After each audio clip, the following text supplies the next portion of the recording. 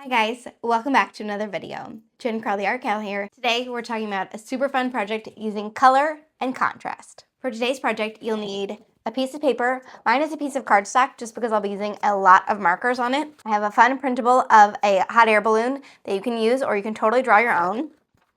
We're going to be needing a lot of markers, a glue stick, and some scissors. For my project today, I will be using every green marker that I own. Now, if you don't have a lot of green markers, that's totally fine. There are a few other options. You can use blue markers. This hot air balloon is flying over the ocean. You can use lots of different colors. My son made this. This is his dragon flying over his magical land. And I also made one with watercolor paints and just using all the greens that I had in my palette. So don't stress if you don't feel like you have exactly what you need. Just be creative and use the supplies you already have. So now that we know what we're making and what we need, let's skip to the good part and make some art.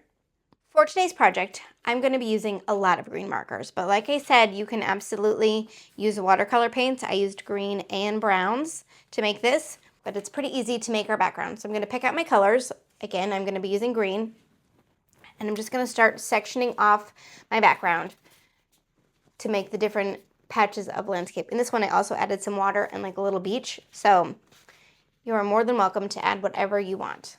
I'm just going to take my first green and I'm just going to draw a square or a rectangle just to mark off my section.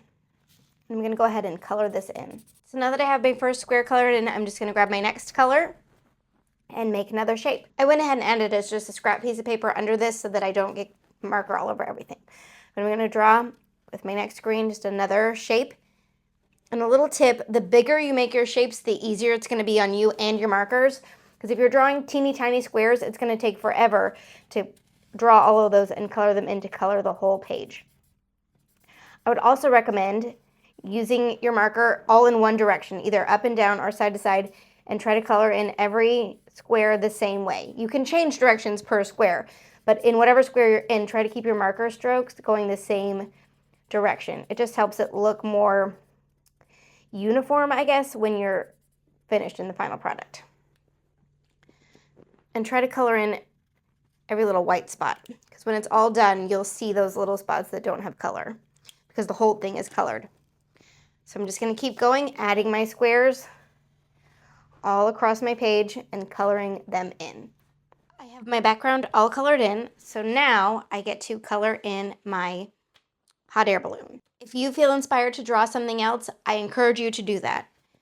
My son drew a dragon, and I love the way his turned out. Today, I'm going to show you how to make this patchwork design on your hot air balloon. So you just take a pencil, and you're going to draw straight lines across your balloon. Because you already have the vertical lines, the horizontal lines make it really easy to make a patchwork design. So I've drawn 4 lines across my balloon. They do not have to be perfect, nor do they have to be measured.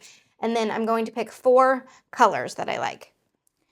So now I'm going to go through and just put a dot in each square so that when I'm coloring, I know which one goes where and I don't accidentally mix up my pattern. So I'm going to continue like this until I have the whole grid marked off which color goes where. Now that I have my grid marked out, I'm going to go ahead and color it in. If you're doing the grid, it's important that you pick at least 4 colors because the way the balloon is drawn, 3 colors will make it really hard to map it out where they're not, the same colors not touching each other, if that makes sense. So best choice, 4 colors or more. So now I'm going to go in and color each of my squares according to my grid that I made. I forgot to mention, if you're doing the patchwork design, you can also do 2 colors and just do every other one. That makes it a little simpler than doing the 4 colors. Now that I have my hot air balloon colored, I need to cut it out. When I designed this, I designed it to look like a proper hot air balloon. But when I cut them out and glue them onto my page, I actually eliminate these lines here just because it's too fiddly to try to cut them out. You can always draw them back in on your final work, but I go ahead and cut those out. When it comes to this part in the middle, you have 2 choices. You can either leave it and color it in wherever it lands on your map to try to match the color wherever it is on your map, or you can cut out the middle, which I'll show you how to do. You just don't fold your paper, but just bend it, and then take your scissors and you cut a little slice so there's now a little hole there in your paper. Can you see that? Now, this is easier with maybe like smaller scissors, but You're just very carefully and slowly going to now take your scissors and cut around that white space. And if you accidentally cut too far or, cut something off, you can always tape it or glue it back on, no worries. So I'm just going to carefully go around and cut this out.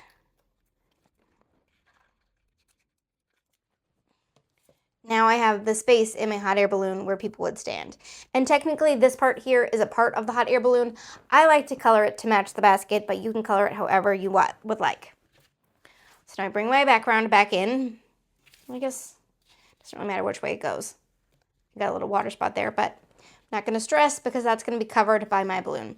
You can kind of see that my markers, some of them were struggling because I've colored so many of these. Some of them are struggling to make it, but that's okay.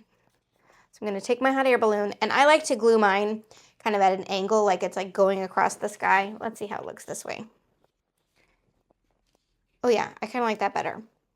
You can absolutely glue it straight up and down, going the other way, whatever you think, but like I said, I like to glue mine kind of at a diagonal. So I'm going to take my glue stick, I'm going to flip it over and glue it on.